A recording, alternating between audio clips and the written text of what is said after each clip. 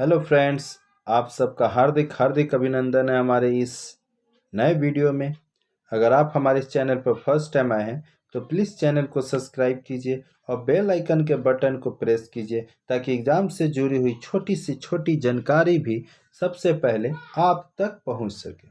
तो आज हम लोग माध्यमिक का ये पेपर है जो कि 2020 का है, वो हिंदी का।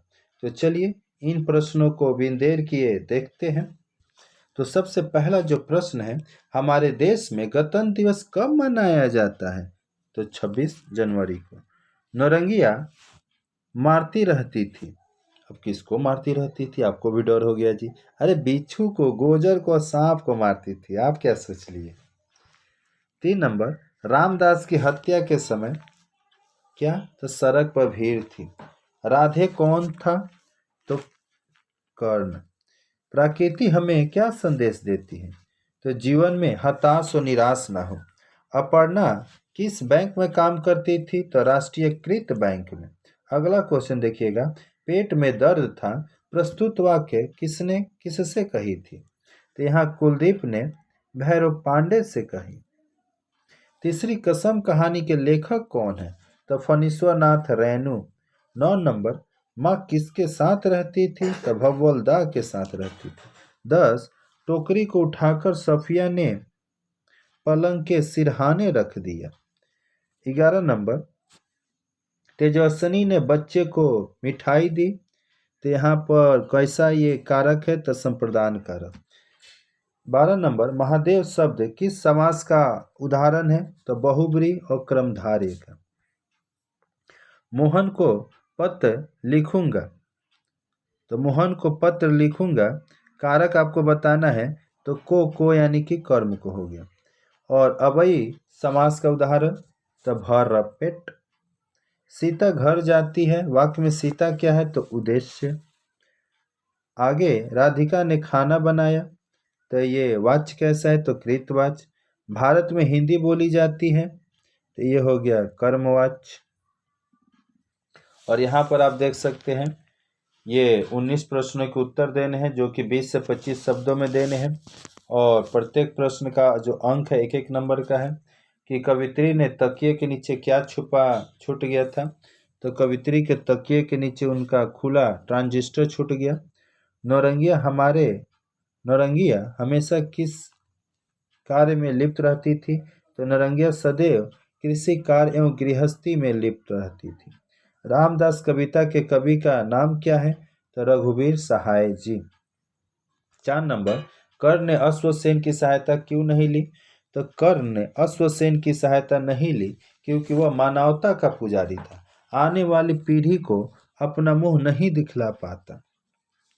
पेड़ टूटकर गिरने का क्या कारण था? तो भयंकर तूफान ही पेड़ के टूटकर गिरने के कारण थे। 6 नंबर, ईश्वर का निवास स्थान कहाँ है? तो संत रैदास के अनुसार ईश्वर का निवास स्थान घट घट अर्थात शरीर है, कण कण में भी है। रैदास के प्रभु के चरण और शीश कहाँ तक है?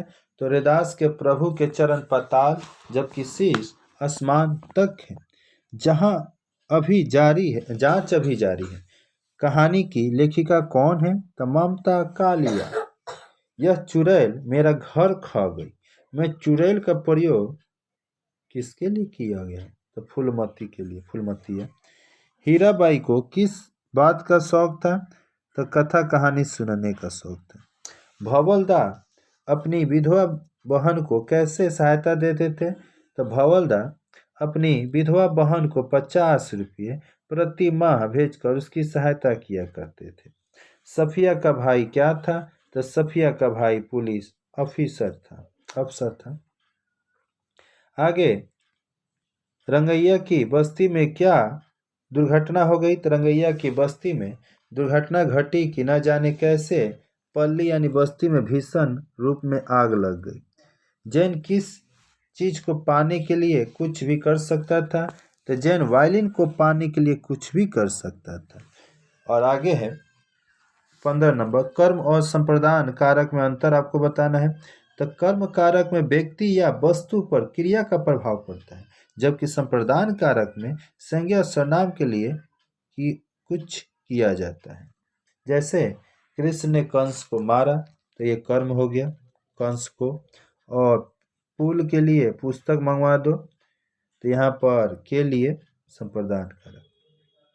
विशेषण और विशेष के योग से कौन सा समाज बनता है, तो ये कर्मधारय समाज।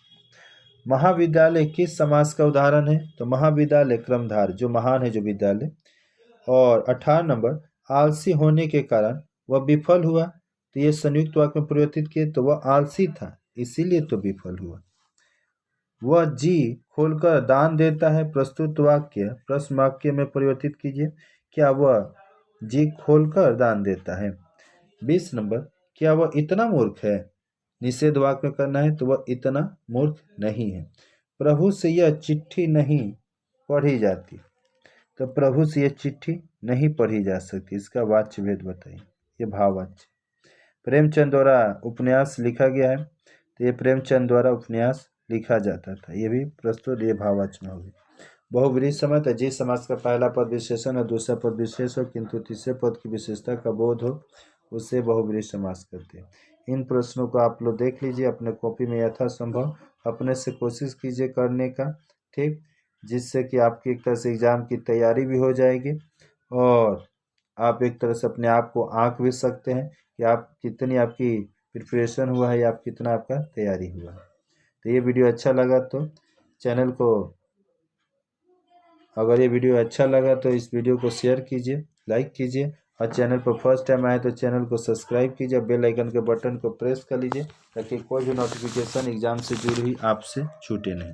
तो इस वीडियो में इतना ही, फिर मिलते हैं किसी नए वीडियो में, तब तक के लिए जय हिंद, जय भारत, वंदे मातरम।